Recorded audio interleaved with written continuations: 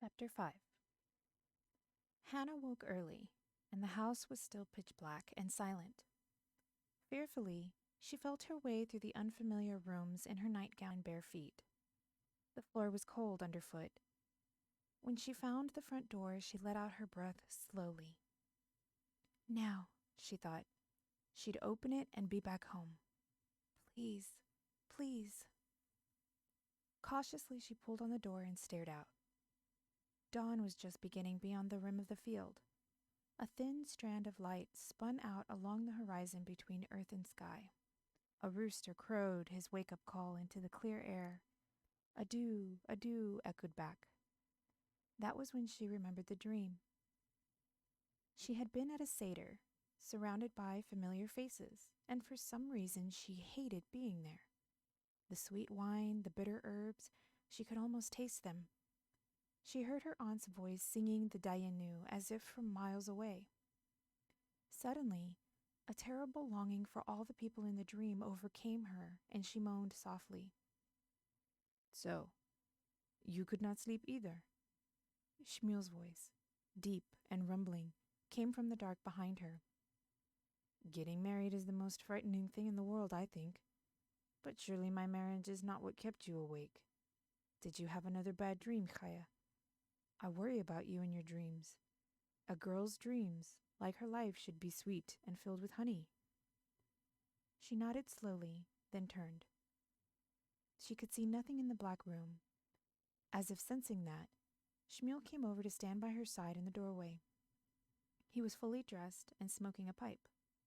The curls of smoke feathered out into the open air, spreading themselves thinner and thinner until at last they were gone.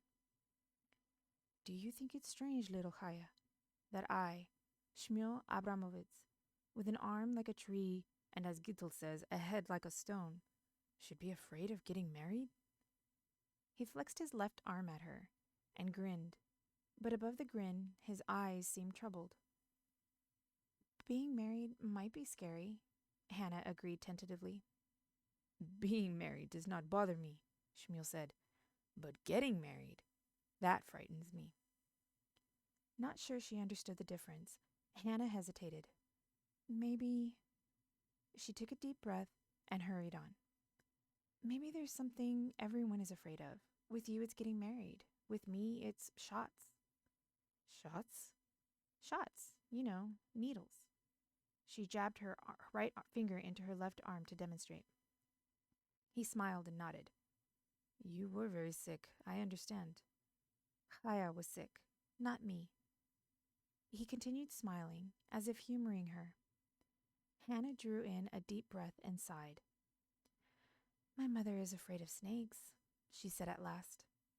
There are not many snakes in Lublin, Shmuel chuckled. I'm not from Lublin, Hannah said. I'm from New Rochelle, and I'm not Chaya. I'm Hannah. When Shmuel's eyebrows rose up and lines furrowed his brow, he looked so fierce, Hannah moved back a step. Of course, she said quickly, there aren't many snakes in New Rochelle either, and Chaya is my Hebrew name, not Hannah, because of a friend of Aunt Ava's, and Lublin is a big place, I'm sure, Shmuel said, scratching his beard with a gathering urgency. And surely I'm not familiar with every avenue and street, having been there only twice in my life. New Rochelle is not in Lublin, wherever that is. It's a city all on its own, Hannah cried. Since when is a street a city? Hannah could feel her voice getting louder, like Aaron's when he was scared, and a panic feeling was gripping her chest. New Rochelle is, too, a city. It's in New York. New? Suddenly remembering Gitel's boyfriend Avram, she shouted, In America! And Krakow is in Siberia, I get it. A joke to help me forget about my marriage fears, he laughed. Lublin in America, and Krakow in Siberia. Though dear Gittelt would say it most certainly is that far to both of them. He reached out and patted Hannah on the head. What a strange little bird you are indeed, who has found her way into our nest. Gittel is right. But come, my little Amerikanischer, whose Yiddish is pure Lublinese. Let us feed Hoppel and Poppel and discuss world geography some other time. Lublin in America, Krakow in Siberia. He chuckled again as he held out a cloak for her and a pair of ugly black tie shoes. Seeing that he was not taking her seriously, Hannah decided there was nothing else to do but go along. She took the clothes. The ugly shoes fit perfectly. Too perfectly. She shivered, then followed him out to the barn, where they fed hay to the work horses, Popple and Hopple, in companionable silence. Hoping for a big breakfast, Hannah was disappointed when all Gittel put on the table was a jug of milk, black coffee, and a loaf of dark bread. No cereal? Hannah asked. No donuts? No white bread for toast? White bread? So that is what one eats in Lublin. White bread is for rich folk, not for farmers, Shmuel laughed. But yesterday you would eat nothing at all, and today you want white bread? It is an improvement, I think. From nothing to Lublin white bread. Ah, but then I forget. You are not from Lublin. You are from Rochelle. New Rochelle. And where is Old Rochelle? Gittel asked. There isn't any, Hannah said, shaking her head. What was the point in arguing with dream people who mixed you up? Anyway, she was starving, even if it was a dream. She reached for the milk pitcher and poured herself a glass of milk, took a swallow and choked. It tasted awful. She looked into her glass. It's got things floating in it, she said. What things? Gittel looked. There. That is not things. That is the cream. You have no cream in the milk in Lublin? Rochelle, said Shmuel. New Rochelle, Hannah insisted. Old, new, what does it matter? Asked Gittel. But if there is no old Rochelle, how can there be a new? Shmuel mused out loud. Perhaps there is a Rochelle all along, though the child does not know it. Piapul, Gittel said. Men love to pursue questions without answers merely for the sake of arguing. It is what they do best. Ignore him, Chaya. A rabbi he is not. Hannah nodded, and noticing Shmuel wasn't eating, tried to pass him the pitcher of milk, but he waved it away. We do not follow all the old customs, Gittel and I, alone here and so far from the village. But I think it is not bad to hold to some of the traditions, like the groom's wedding fast. Gittel snorted. Especially if your stomach is nervous. Me? Nervous? And what do I have to be nervous about? Shmuel winked at Hannah, as if binding her to silence. I heard you tossing and turning all night, Mr. I'm not nervous. And I heard how early you got up this morning, even before the rooster crowed, even before the spring sun. Shmuel seemed about to answer her back when there was a loud knock at the door. Hannah jumped at the unexpected knock. Then a small hope suddenly warmed her. Maybe the knock was some kind of signal that the dream, the strange play, was over. Maybe it was her mother or her father, or Aunt Ava standing out there. She started to rise, but Gittel got up first and went to the door. When she opened it, the door framed a man with shoulders as wide as the door itself, a wiry red hair, and bushy red beard. Good morning, Yitzhak, Shmuel called out. Yitzhak greeted Shmuel in return, but he kept his eyes on Gittel, who gave him no more than a grunt in a way of greeting. Have some coffee, Yitzhak. It's a long way through the forest from the shuttle to here, and even longer to Feig's village, Shmuel said, gesturing expansively with his hand. And have you heard about our little niece, Chaya?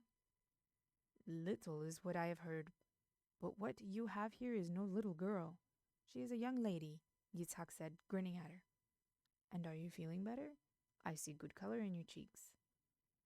Hannah looked down at the table, embarrassed by the butcher's compliments, and Gittel reached over in front of her and took the coffee pot up, placing it down again with a solid thwack in front of Yitzhak. Taking the pot up eagerly, Yitzhak poured himself a cupful that slopped over the rim. Gittel made a small snick of annoyance between her teeth and wiped up the spill with the edge of her apron. Almost shyly, Yitzhak smiled up at her, took a deep drink of coffee, then turned slowly to Shmuel. I have 2 cages of chickens outside, Shmuel, my wedding gift.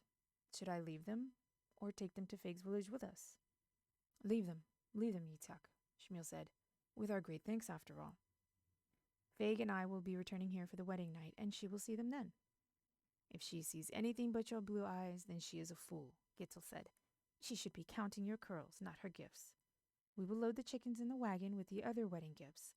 Those schnorrers in Viosk will not think we do not honor our own. Shmuel laughed. Gittel and Chaya will stay the night with Faig's people and come back home in the morning. It would not do. The walls are thin. He actually blushed, and Gittel put her hand on his shoulder. Do not say it step by step in front of the child, she said.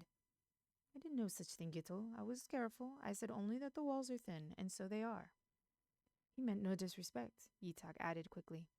Hush, Yitzhak the butcher. Do not tell me in my house what is and what is not. Gittel's eyes sparked. Hannah interrupted. But I know what a wedding night is. All three stared at her, and Yitzhak laughed nervously. You see, he said, I told you she was a young woman. You said a young lady, and the lady is what she is not if she knows such things, Gittel said. It's on General Hospital, Hannah began. Gittel turned to Hannah and shook her head. So in Lublin the hospitals tell you about these things? Then I do not think much of hospitals, and I think even less of Lublin. You know so much, my little yeshiva bocher.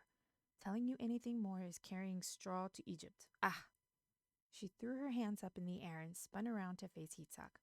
And you finish your coffee. Look how the morning flies, and we sit here gambling about wedding nights, which will be here soon enough. I have still to clean the house. I will not have Faye coming here, fresh from her father's house, where there is a serving girl to clean, and think me and all in this Slavens. We have to leave before noon. That is why I came early, Gittel, so I could help. My children, too, Yitzhak stood, the coffee cup still in his hand. The children, oi! And where did you leave them? Outside in cages like the chickens? She clicked her tongue and went to the door. Opening it, she waved her hand in greeting.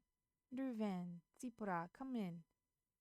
Two little blonde-haired children, no more than 3 or 4 years old, suddenly appeared in the doorway, silently holding hands. Go, sit at the table with my niece Chaya, the young lady over there, Gittel said. She will give you milk with things in it and tell you stories of places called New This and Old That.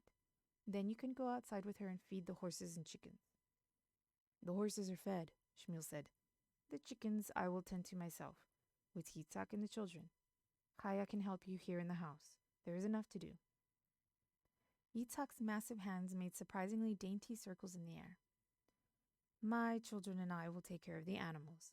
Zipporah is wonderful about collecting eggs, a real specialist, and Reuven knows just when to shoo them off the nest. He smiled down at his children, who looked up at him adoringly. We are sorry if we disturbed you. We thought we would come over early and in that way help. Help, Gittel sniffed. But she smiled at the children. No sooner had Yitzhak disappeared outside with Reuven and Zipporah than Shmuel laughed out loud. I swear, Gittel, that man is already henpecked and not even married to you yet. He is a monster, Gittel murmured. Imagine leaving those sweet motherless children outside like chickens in cages. She began to swipe at the table furiously with a wet rag. I thought he was nice, Hannah ventured. Nice. Gittel's voice rose. But then you know so much about raising motherless children too, I suppose. Hannah closed her mouth. Argument was useless. Instead, she began to clear away the dishes with silent efficiency, and seemed to be the only one who was surprised that she was helping.